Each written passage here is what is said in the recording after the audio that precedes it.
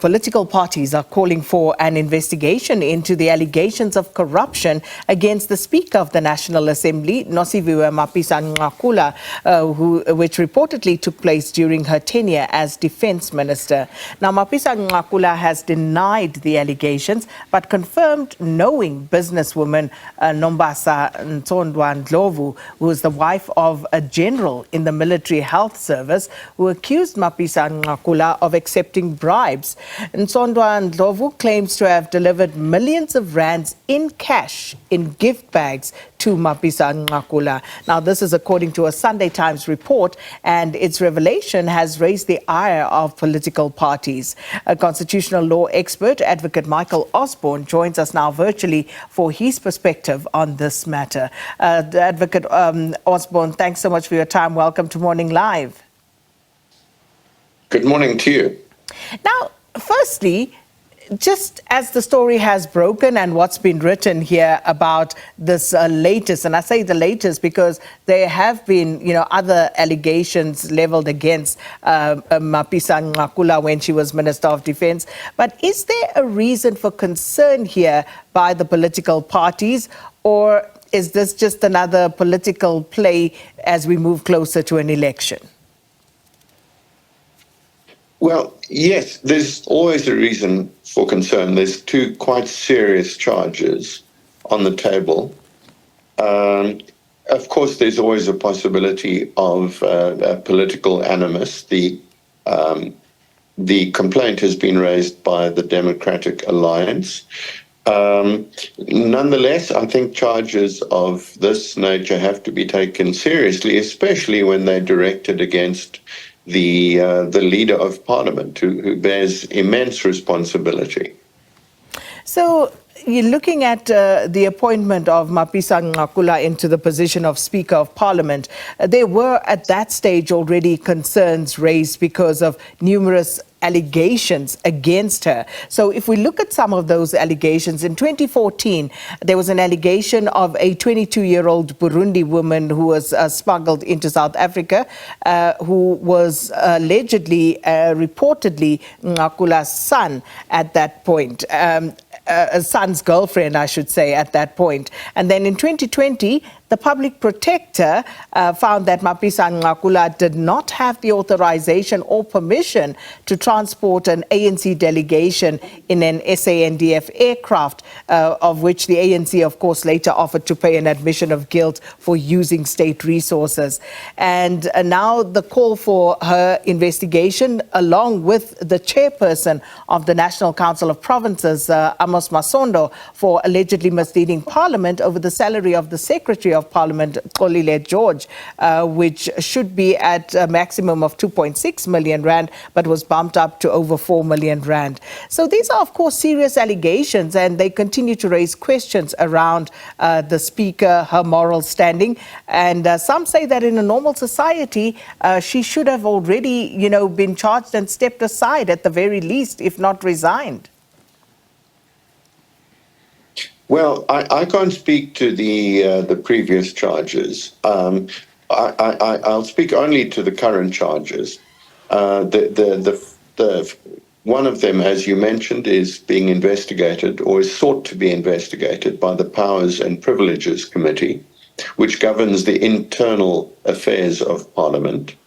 And the suggestion there, or the allegation there, brought up by the DA, is that the Speaker misled Parliament by advertising the post for the Speaker of Parliament, the salary for the post of Speaker, within the band of 2.6, and that it was on that basis that Parliament approved the Secretary's appointment, and that 2 months thereafter, the executive authority of Parliament, which is headed up by the Speaker and by the chair of the NCOP, Mr. Masondo, that executive authority got together and secretly increased his salary from 2.6 to 4.6. And the 4.6 figure is startling because it exceeds, for example, the salary of the President of the Republic. So the allegation is really twofold.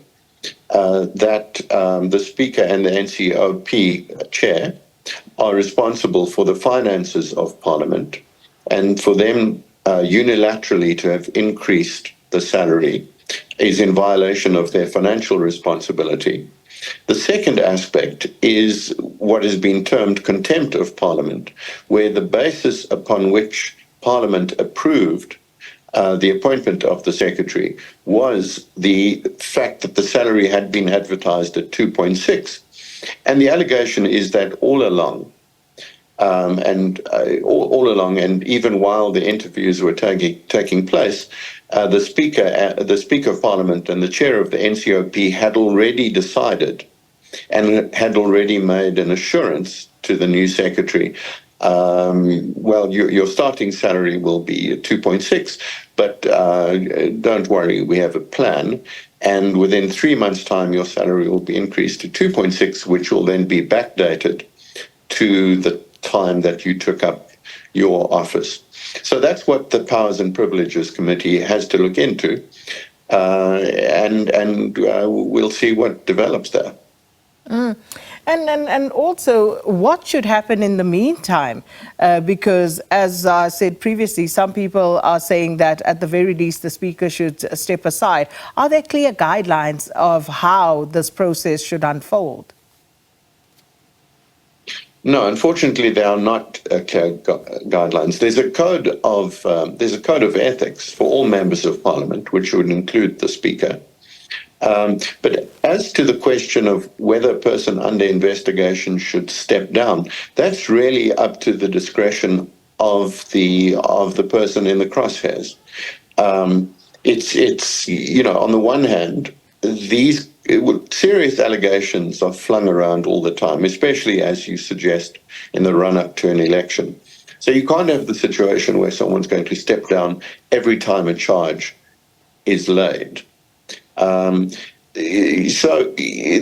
that being said, if there is a perception and if there's a loss of confidence in the institution of the Speaker, then the Speaker's own ethical obligation is to step aside, let the Deputy Speaker take over whilst the investigation is unfolding. Problem is that these investigations can take quite a long time. Just as in any investigation, there's a need to go out and get the documents, interview witnesses, etc. You don't want the situation where a speaker, a person as powerful, important as the Speaker, steps aside whilst a prolonged investigation takes place, and it may turn out that the charges have no basis upon investigation. So it's a very difficult decision, and really it's the responsibility and the conscience of the person under investigation to determine whether or not the charges are such that she should step aside in the meantime.